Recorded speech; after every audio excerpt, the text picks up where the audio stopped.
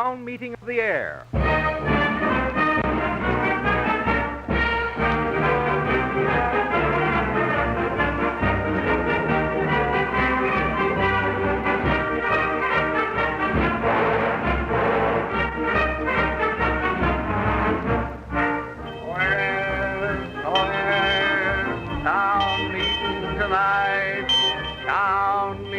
Tonight, young America looks forward. Come to town hall and talk it over. Town meeting tonight.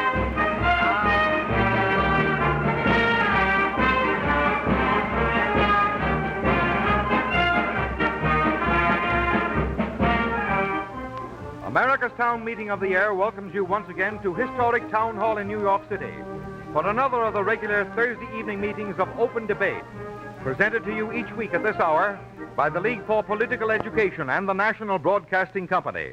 These programs, like the town meeting of old, are dedicated to free speech, honest debate, and a frank consideration of the problems facing the world today. I now present to you our moderator, Mr. George V. Denny, Jr., founder and director of America's Town Meeting of the Air, Mr. Denny.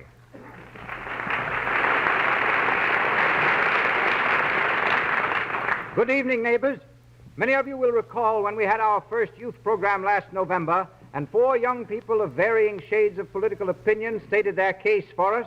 We promised you another meeting on this subject. Tonight our topic is Young America Looks Forward. In addition to the distinguished speakers here on the platform, we are very happy to welcome in the audience representatives of the high schools of New York City. As a part of an educational experiment commencing tonight, 2 seniors from each school are attending in person and will report to their social science classes tomorrow and discuss this program. We also want to extend our greetings to their classmates who are listening in. As I've stated to you many times before, one of the things we want most to have this program accomplish is to stir up intelligent discussion and study of our common problems. We cannot hope to disseminate a great deal of information in the time that is at our disposal each week, but we can set forth important, conflicting viewpoints on these questions and demonstrate how necessary it is to hear all sides if we are to solve these problems in the interest of the general welfare. I have some doubt that we can solve them if we approach them from a partisan angle. We are guaranteed freedom of speech under the Constitution of the United States. That we have the privilege in this country cannot be successfully denied. How we use it is another question, and that depends upon the character and intelligence of the American people. We are singularly honored this evening in having as our chairman the First Lady of our land, Mrs. Franklin D. Roosevelt, and I am very happy to present to you at this time Mrs. Roosevelt.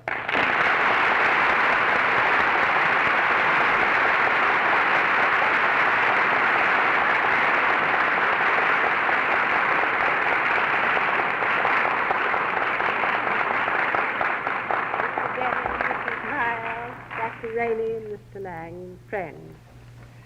I'm very glad to take part this evening as chairman of this meeting, and particularly am I glad to deal with this question of youth looking forward. I believe that a very important step has been taken in having the youth in our high schools and colleges participate in the program for discussion here and carry it back to their classmates for discussion amongst themselves.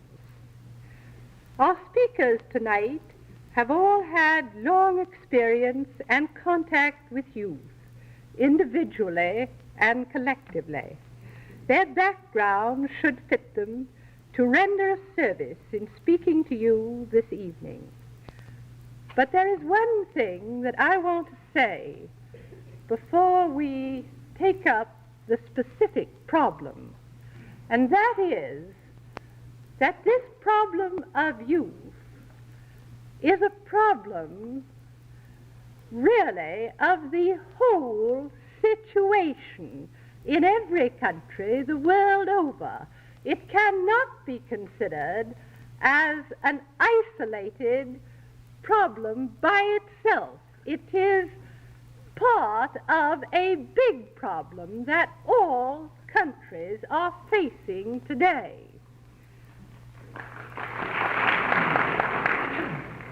It is useless to close our eyes to the fact that difficulties confront the present young generation, and while they are perhaps no greater than those faced in the past, they are at least different in many ways, and in some ways more complicated. How many young people are leaving school and college because they lack the funds necessary to pay car fares and lunches? How many young people are idling in the streets or starting out to roam the country because they will not eat unearned bread at home and cannot find a job? How much of this unemployment is due to lack of equipment? How much of it is due to the wrong kind of education? These questions and many more are before us today. They require, for their solution, a different preparation from what we have had in the past. And it seems wise that young and old should realize these difficulties and discuss together the best ways of solving them. Our attention is directed to them more and more as we come to actually understand the size of this youth problem. I have faith that we can, when we really understand it, solve it. But it won't be solved in any one way. It will be solved by realizing the magnitude and the variety of the things that enter into the problem itself. And in doing so, we will at the same time, I think, solve many of the other problems that are before us. I'm grateful to the people who have come here tonight to talk to us, and I hope that this evening may prove useful in clarifying some of our questions at least. Many of them, the young people who are here, are bound to confront as they start to take their place in the world outside of school and college. The first speaker is a young man. Mr. John Lang, graduate of the University of North Carolina in 1930, has been trained. He has worked for the creation of a permanent service to youth based on his experience in CCC camps and the National Youth Administration. Mr. Lang has been a consultant to the National Commission for Federal Emergency Aid to Education. He is 25 years old, unmarried and independent in his politics, and one of the leaders of the youth movement in America today, Mr. John Lang.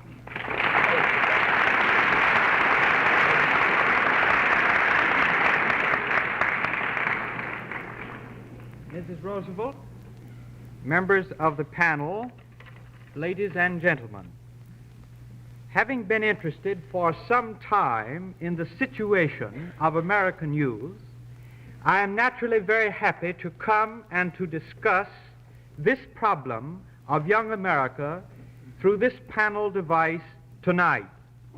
It is my understanding that I am to bring to this discussion views on the youth question which I have formed after a period of association and work with many young people and with organizations dealing with their problems.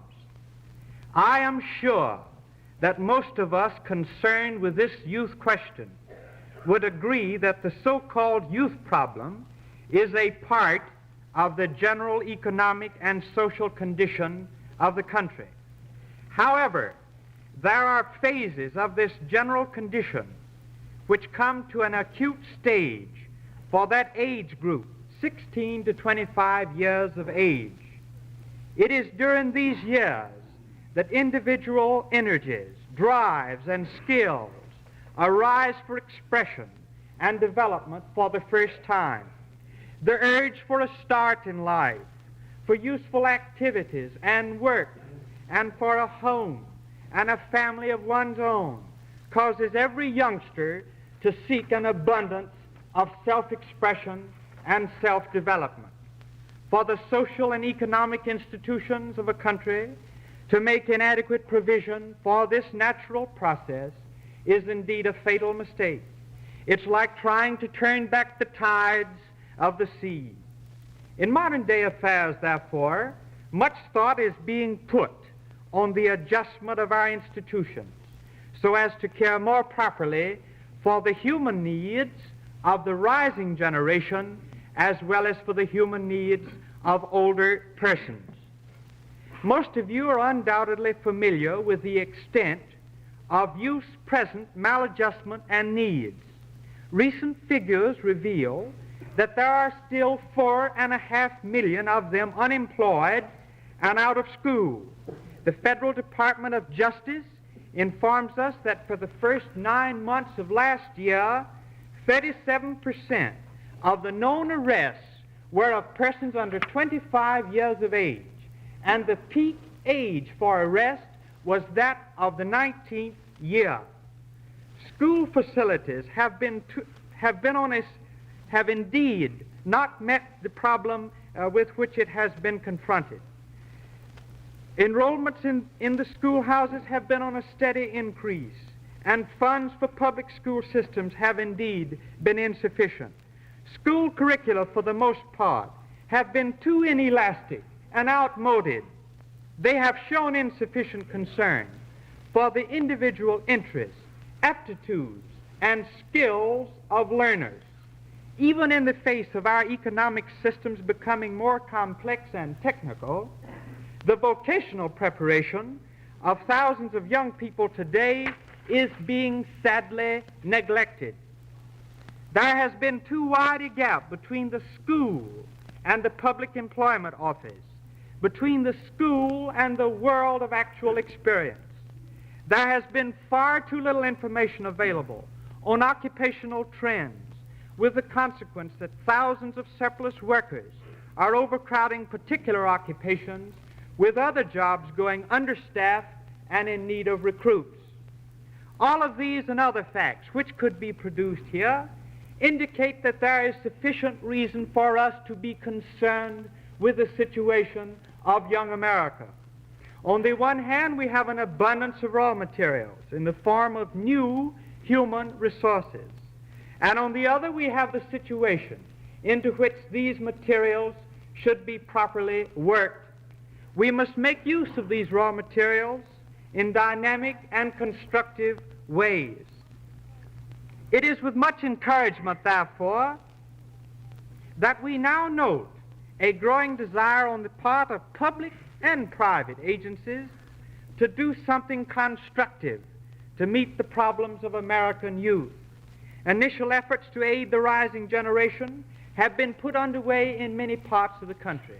You're undoubtedly familiar with the work of the federal government, the American Council on Education, and other agencies.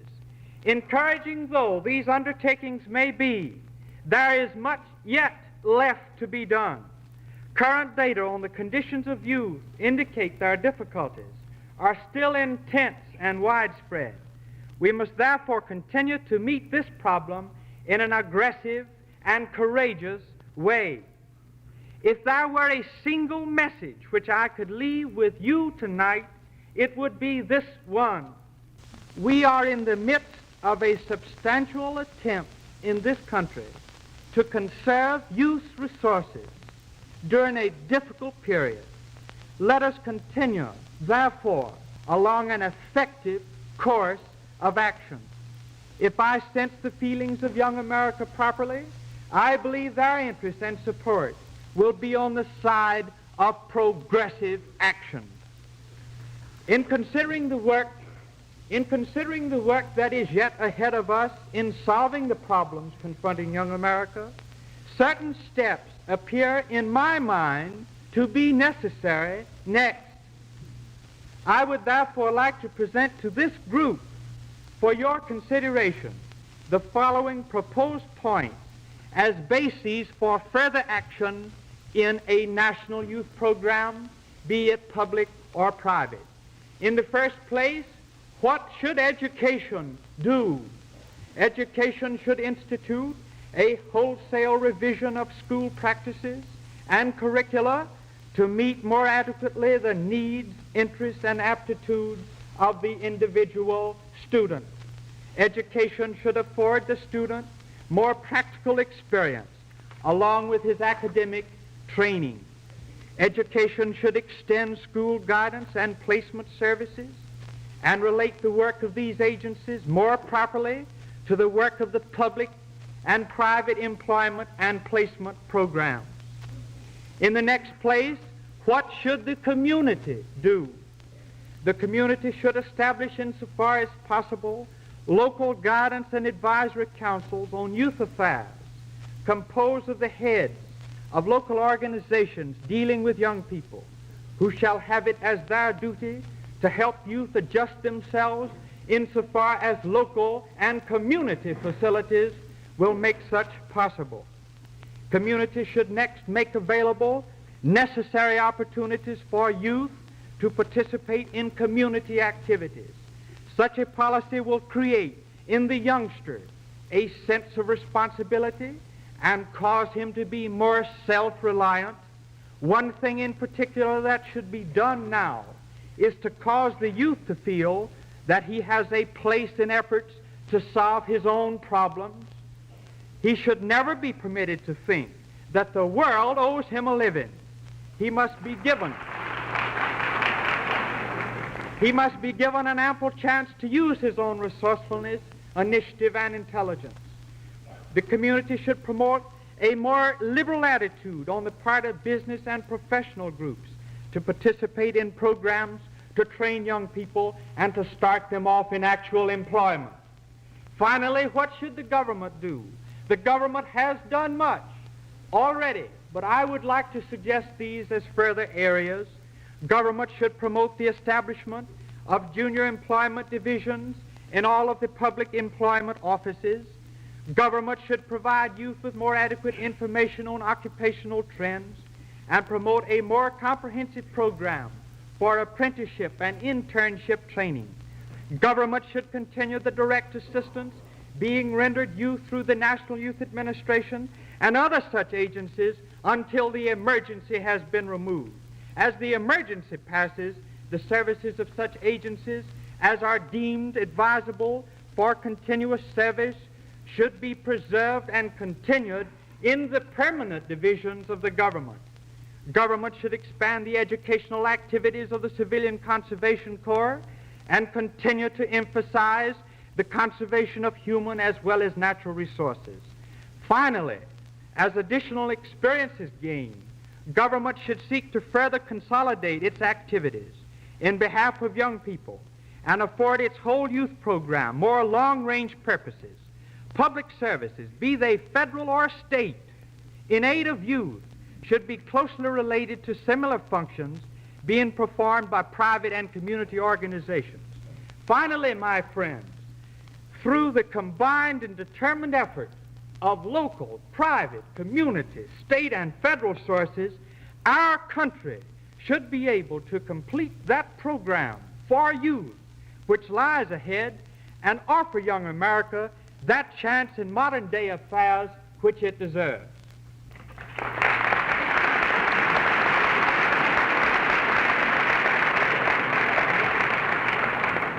Thank you, Mr. Lang. Our second speaker has been chosen by the American Council of Education to head the Youth Commission, which is to do research into methods and trends in education. He has a background of training and of teaching, which should assure us of great success in his undertaking. But more important than everything else is his sympathetic attitude towards youth problems, which I feel sure will make of this study a useful contribution. And I'm very glad to welcome tonight Dr. Homer P. Rainey.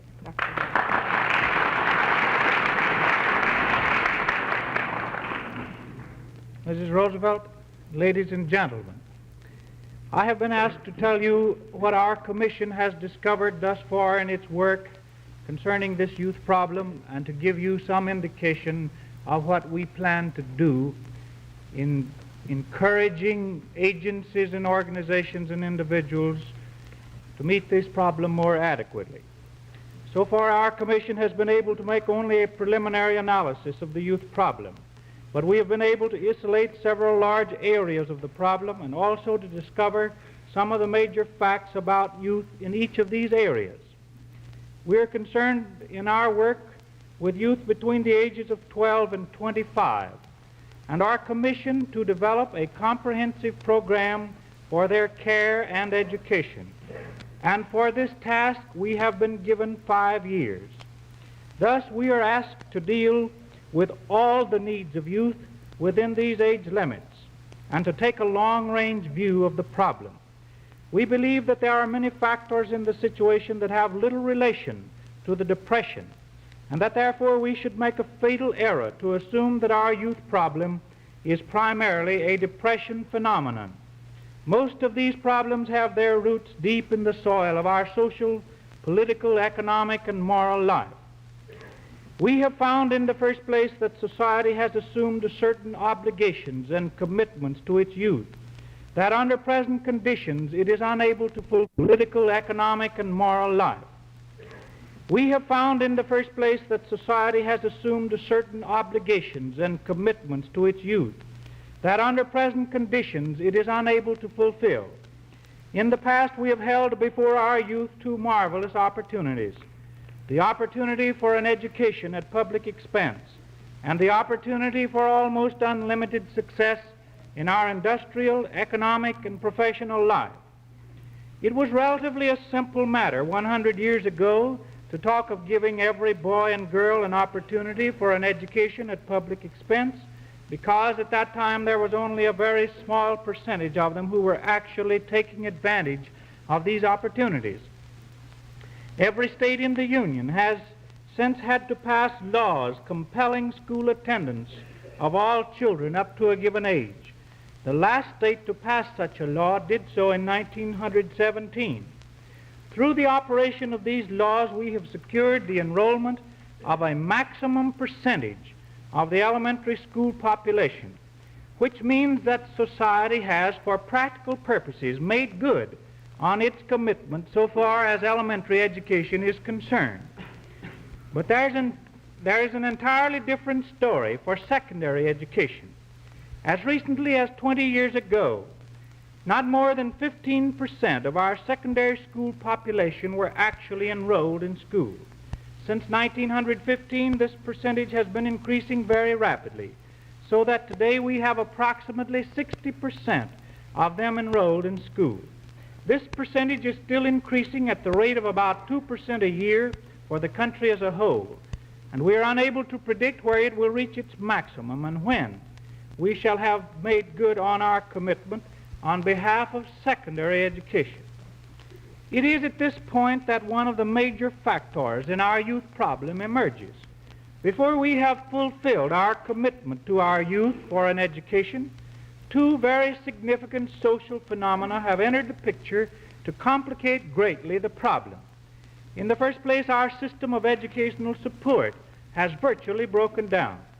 We have reached either the limit of our willingness or the limit of our ability under the present system of taxation to continue to finance this ever-increasing program of public education. In the second place, we have reached, at least temporarily, the limit of society's capacity to absorb the products of our schools under present conditions. The evidence of this is found in the fact that we have now 5.5 million of youth out of school and out of work, while industry, business, and practically all the professions are saturated with men and women to carry on their work. These are facts of tremendous social significance. Their social implications are far-reaching. Over against these facts, we have some others that are equally as significant. We have needs of youth for health, for social and economic security, for education and recreation that are very inadequately met, and if met, would furnish opportunities for hundreds of thousands and even millions of our youth to be employed. Let me sketch hurriedly some of the most significant of these needs. In the area of health, less than 7% of our people have annual physical examinations, and less than 5% of the population are immunized against disease. Studies report that from 65 to 95% of school children examined in 6 selected cities had more or less serious physical defects. Of those examined, 33% had diseased tonsils, 34% had defective vision, and over 50% had defective teeth. Furthermore, a large percentage of the population cannot provide medical care due to their inability to meet the cost of medical care. In the realm of social and economic security, the number of children per family varies inversely with the position of the family in the economic scale. The distribution of family incomes in 1929 reveals a great deal of social and economic insecurity. According to reports from the Brookings Institution, the basic facts are these. Nearly 6 million families, or more than 21% of the total, had incomes of less than $1,000 per year. About 12 million families, or more than 42%, had incomes of less than $1,500 per year. Nearly 20 million families, or 71%, had incomes of less than $2,500 per year. Only a little over 2 million families, or 8%, had incomes in excess of $5,000. About 600,000 families, or 2%, had incomes in excess of $10,000. Since 1929 and by 1932, the best available figures indicate that incomes in all these groups have been reduced as much, in many instances, as 40%, so that the degree of underprivilege represented by these figures has been very materially increased. In the fields of education, some facts are these. 40% of children of high school age are still not enrolled in school. Of those enrolled, the curriculum is ill-suited to at least 60%. The system of tax support is wholly inadequate to provide the educational program required. Society, under its present organization, cannot absorb the products of the high schools and colleges. In the field of recreation, present programs and facilities for the recreation of youth are seriously inadequate. The environmental influences to which youth are subjected need a great deal of study and correction. Much of juvenile delinquency and crime is directly traceable to poor environmental influences. In regard to our rural youth, we find that the programs for their care and education are pitiably inadequate. Dr. Rainey, I'm sorry to interrupt, but at this point, other stations are joining the program on this cue. This is America's Town Meeting of the Year coming to you from Town Hall, New York.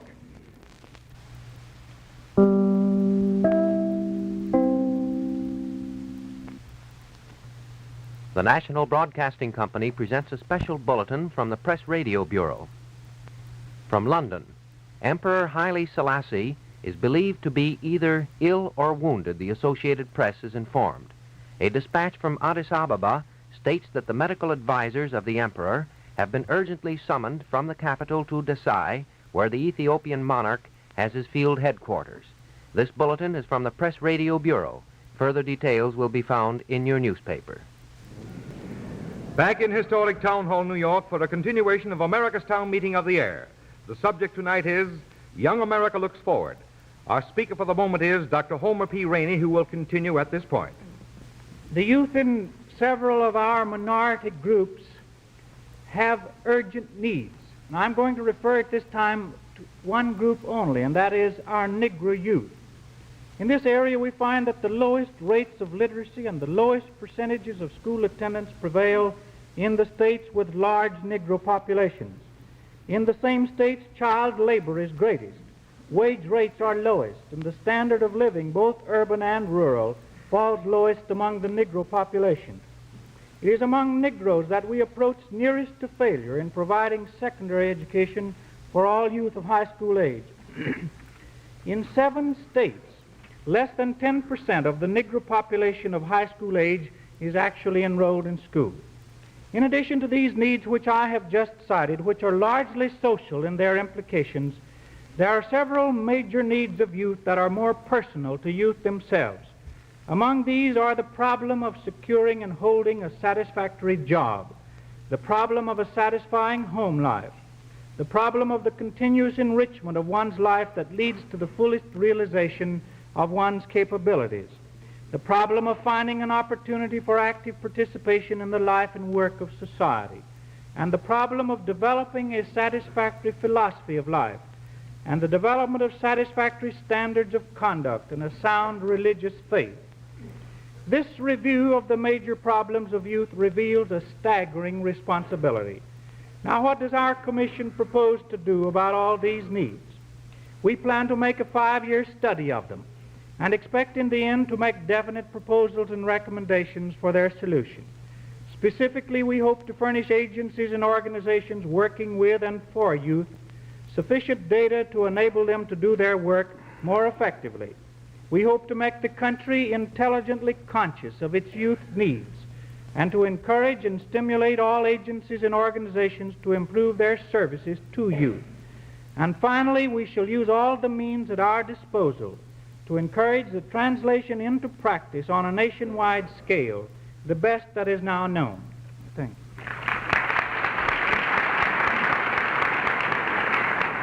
Thank you, Dr. Rainey. It is interesting tonight that we have talking to us representatives from North Carolina, Texas, New York State, and now Colorado.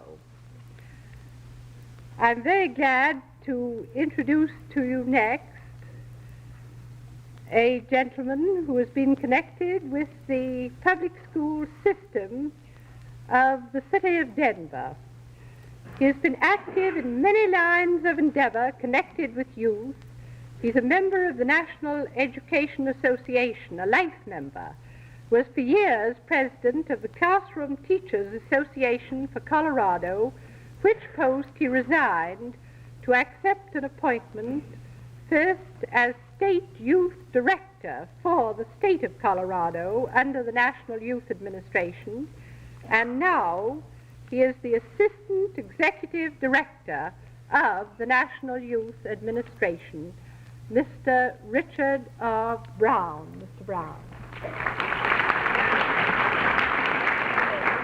Mrs. Roosevelt, ladies and gentlemen, as a member of this symposium on Youth, Young America Looks Forward, I am particularly pleased to have the privilege of telling you what the National Youth Administration is doing for those who have been denied the opportunity to work and to get an education. With the issuance of President Roosevelt's executive order creating the National Youth Administration, plans were immediately made for the development of the student aid program and for an analysis of the local and individual needs of youth. Since that time, in pioneering a new frontier, we've done much and we've learned much. We've faced unexpected obstacles. We have met with unavoidable delays. But our program is now in full swing. Thousands of young men and women are being assisted in continuing in their education. Thousands more are at work on many kinds of socially desirable projects. I feel certain that because of your interest in young America, you are anxious to know more exactly what these young men and women are doing and why they are doing it. And may I begin with the why. Since 1929, hundreds of thousands of young men and women have graduated from school and college with high ambitions, with eager hopes, and with splendid dreams. They have entered a world where it is no longer enough to have the will and the ability to work. They have entered a world where long lines of anxious people form in front of every help-wanted sign, and many of them have been caught in a vicious circle. Generally speaking, they have been unable to get jobs without work experience, and they've been unable to get work experience without jobs. By May 1935, relief statistics showed that almost 400,000, or nearly one-fourth of those eligible for work relief, were classified as without work experience. These statistics also revealed that in last March, the proportion of people from 16 to 25 years of age was greater by approximately 25% than that of any other age group. Obviously, something had to be done, and it is the plight of such young people who live in what is at the moment no land of golden opportunity that the National Youth Administration has been created to meet. As an emergency organization, the Youth Administration has had no chance to survey carefully the problems at hand. It has therefore proceeded upon the broad assumption that these young people want one or all of three things: to continue their education, to receive job training and experience, and to go to work. To enable young people to continue their education, we have taken over and broadened the scope of the FERA Student Aid Program. For a year and a half, the FERA had aided more than 100,000 needy college students by making it possible for them to earn an average of $15 a month, an amount which probably seems insignificant to most of you, but which a survey of the Office of Education has revealed was enough to pay for both board and room in at least 20% of the colleges that participated under our program. A great many students lived at home, and of course the money they earned went even farther toward paying their way through college. Under the Youth Administration, this program has been extended also to include secondary schools and graduate students. The school students can earn $6 a month, the graduate students an average of $25 and $30 a month. And as under last year's college aid program, these sums are being earned by part-time employment on a variety of socially desirable jobs. Some 300,000 students are now participating in this phase of our program. There are a great many young people who cannot attend or are not qualified to attend either school or college. The solution of their problems lies rather in jobs or job training, and the providing of job training is being specifically dealt with through apprenticeships and the training camps for unemployed young women. But wherever possible, work projects also have been selected which will provide youth with job training. One of our great problems has been to evaluate the capacities of these young people, who for the most part have had little or no chance to prove their abilities in some line of work.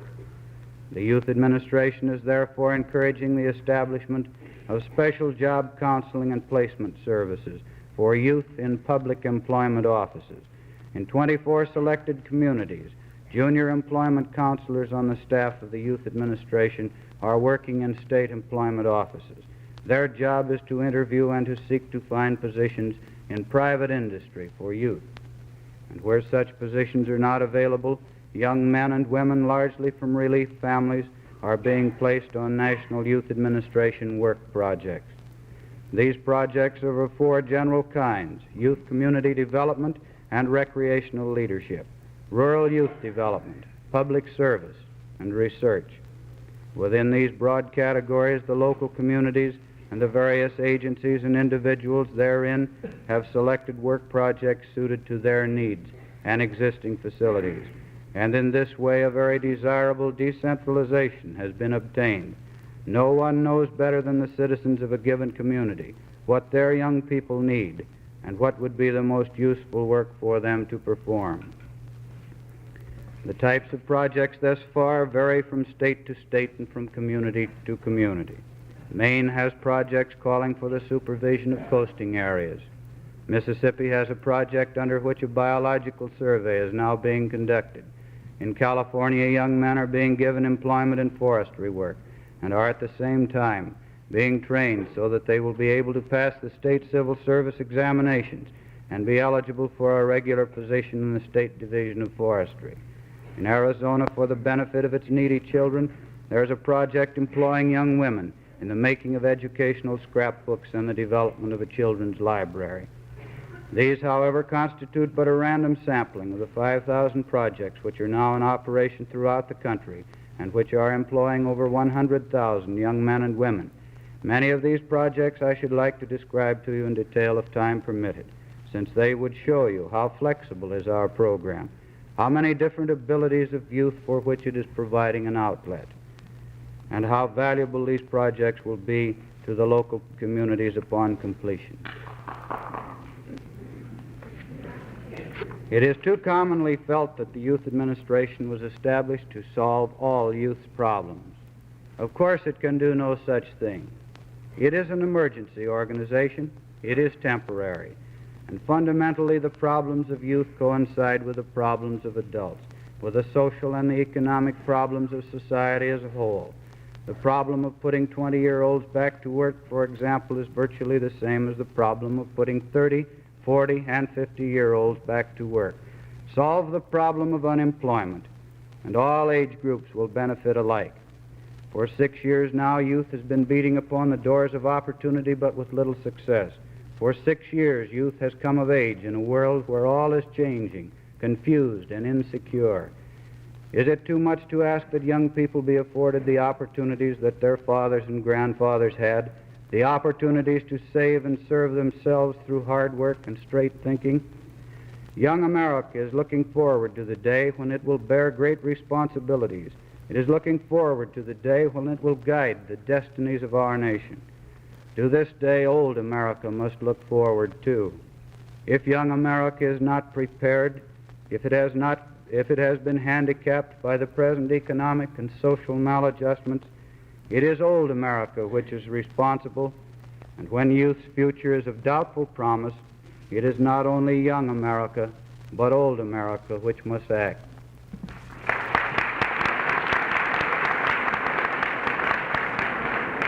Thank you, Mr. Brown.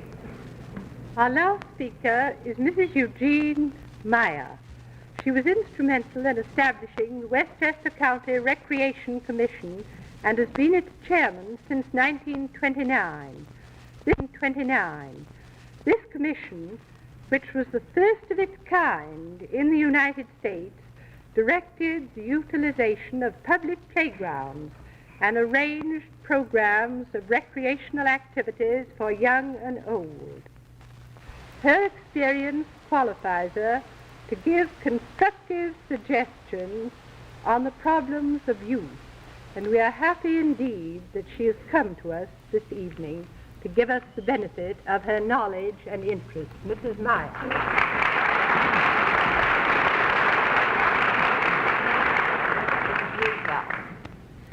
I wish to say, first of all, that the fact that Mrs. Roosevelt came here tonight knowing that this was a debate shows not only how very real her interest is in the young people of this country, but also what a good sport she is.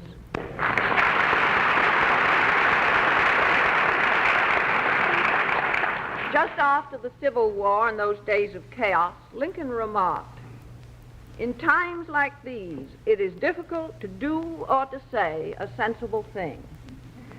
These words are equally true today, and even if someone has the courage to speak the simple truth, it makes little enough impression upon a people that has become bewildered by the countless social and economic experiments to which they've been subjected in the last few years.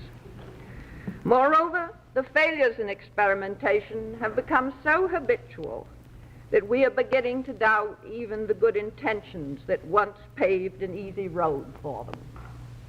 The National Youth Administration came too late in the series to arouse much hope, and it can already be counted among the minor catastrophes.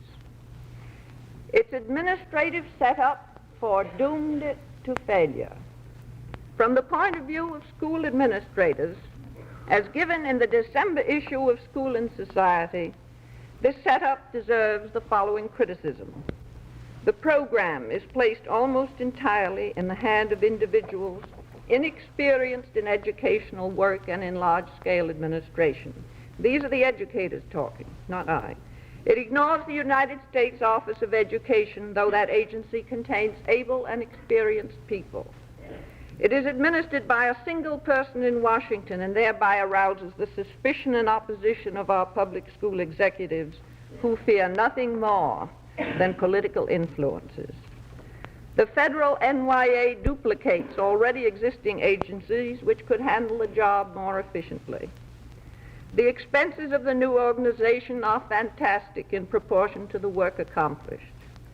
The Washington office, the state offices, travel expenses, and a constantly augmented staff means $2.5 to $3 million for overhead per year at a conservative estimate. It is hard to remain calm when the want and desperation of our young people are used so ruthlessly to increase the federal bureaucracy.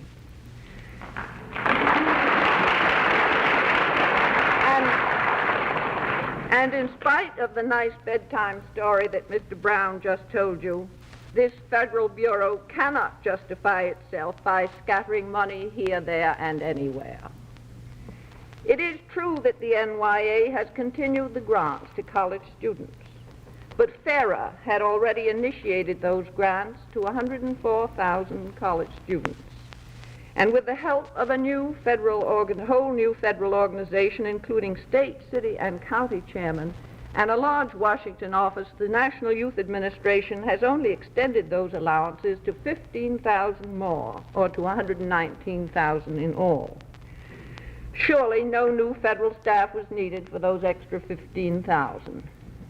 The whole thing, as a matter of fact, it reminds me of those machineries that Rube Goldberg used to invent to start his alarm clock. And the results are almost as important. For the real work, supposedly accomplished by this expensive bureau, has really been done by the local schools and colleges. Whatever has to be done, the certification of pupils for relief, the expenditure of funds for new projects, the youth administrators find that they must turn to the already existing agencies to organize the work. In Westchester County, where I have been Recreation Commissioner, not since 1929, but for 12 years, we had our own county work bureau, which for 3 years dealt successfully with unemployment, cooperating with one federal bureau after the other. The first act of WPA, of which NYA is a part, was to disband this bureau and substitute their political agents who know nothing of the county, nothing about public works, and nothing about administration.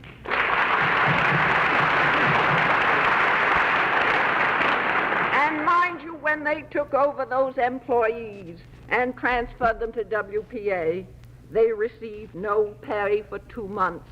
And if it hadn't been for local intervention, those people could have starved.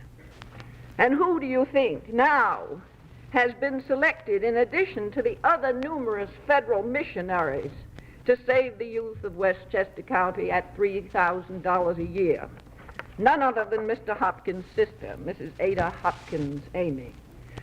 Those of us who have served the county unselfishly for years now stand by helpless while these federal employees with money to spend work over our heads, wear out our executives, toss out trained employees for their political protégés, and threaten our standards of community service that it has taken us years to build.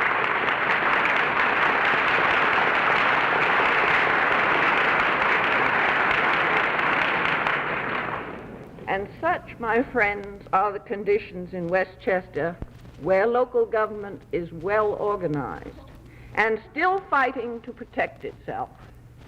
Can you imagine the subjection, the chaos, and the corruption of local government in communities less able to defend their interests?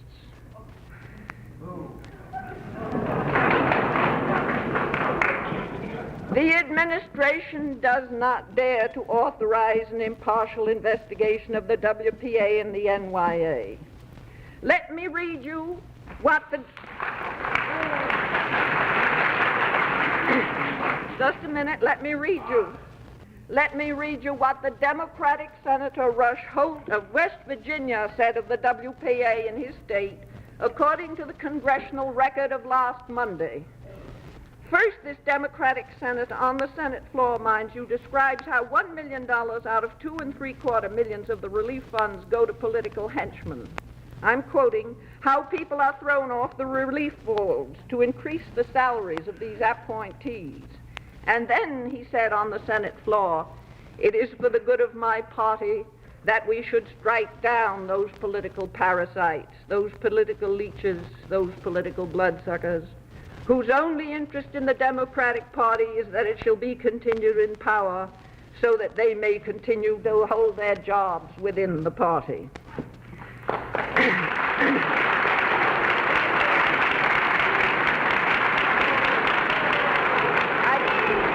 I tore this out of the paper tonight.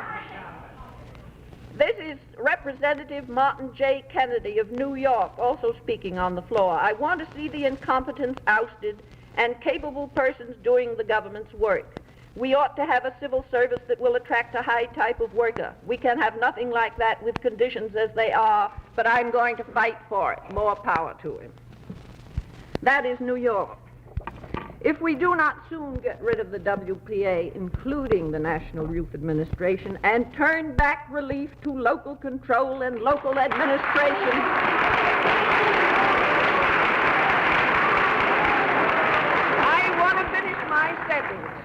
if we don't succeed in doing that, God help America.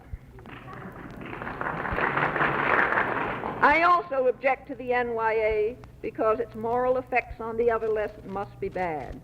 The high school boy as such is given his monthly dole of $6, for a dole it is.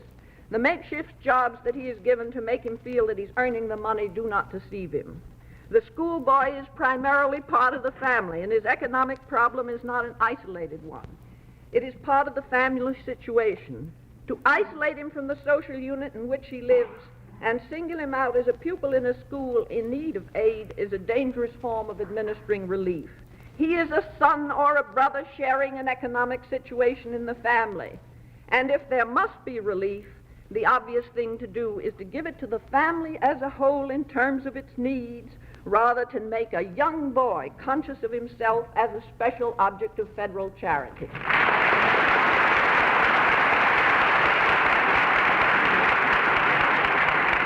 But it was inevitable that the federal relief program would finally include adolescent pupils and use them as tools of federal spending.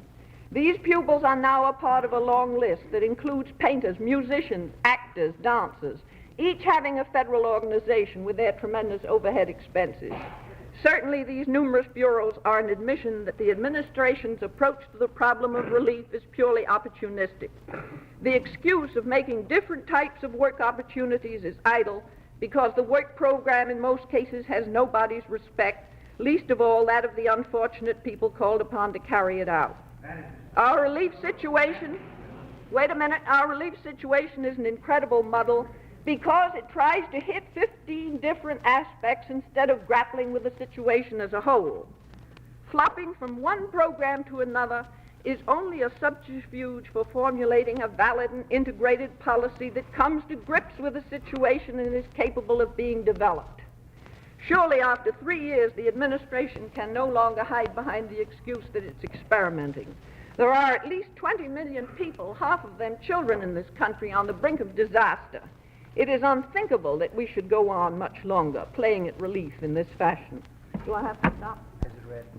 No. Go ahead. Now, the end. The youth situation can... I mustn't leave out that about the radicalism. And yet we're surprised that our youth in this country is radical.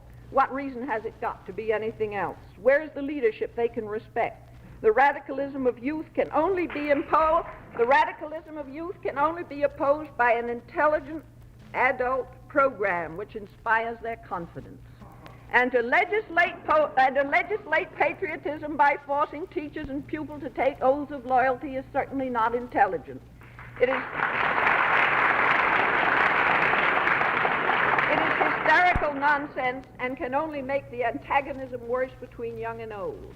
In the same category are the harmful attacks made by certain newspapers upon the supposed radicalism of our universities. Now, I have to go to the end. What have our young people the right to expect from the government and from society as a whole? 1, relief must be administered economically and efficiently as a long-term program free of political domination. It must also be kept separate from any economic scheme of distributing money lavishly for priming purposes. 2, a new relief program on a family basis, carefully administered under local control with federal contributions in states that need assistance. Keep youth in school as long as possible, help their families if necessary to keep them there. Initiate a plan of public service in local communities to take the place of the last year in high school in order to bring social content into our public school education. Youth needs a closer integration with a new social structure. No federal organization, mind you, but service for localities, by localities, in localities. Young people rightly resent the feeling that they are not wanted in our new economic society. What they must be made to feel is that they are not only wanted, but needed.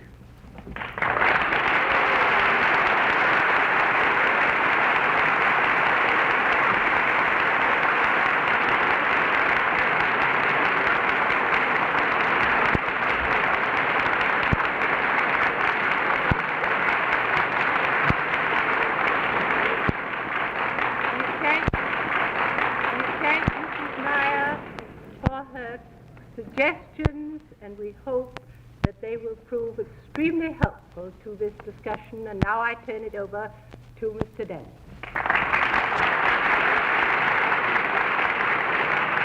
Thank you, Mrs. Roosevelt. I'm sorry we've had a race tonight with the clock, but we've had 4 very important viewpoints, 5, because we were fortunate enough to have Mrs. Roosevelt give us a few minutes at the beginning of the program.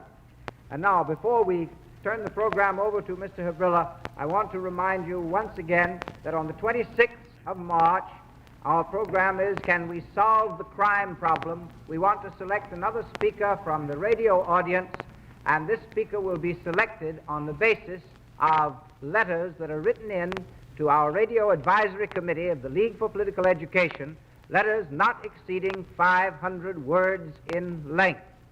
Mr. Havrilla, will you tell us about the program for next week and whether we're to have reprints of this broadcast? Yes, Mr. Denny. Next week at this hour, 2 well-known American physicians, Dr. Morris Fishbein and Dr. Michael Davis, will discuss the topic, health security and the American public. And the following week, Mr. Will Irwin, Colonel Robert H. McCormick of Chicago, and Mr. Hayward Broom will discuss freedom of the press.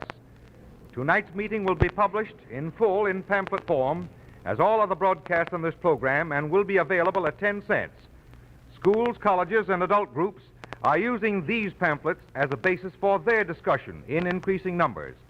Any 10 of these may be ordered for $1, or the entire series of 25 for $2.50. Write direct to the League for Political Education, the Town Hall, New York City. The League for Political Education, Town Hall, New York City. Town meeting next week. Health security and the American public. Town meeting next week. This is the National Broadcasting Company.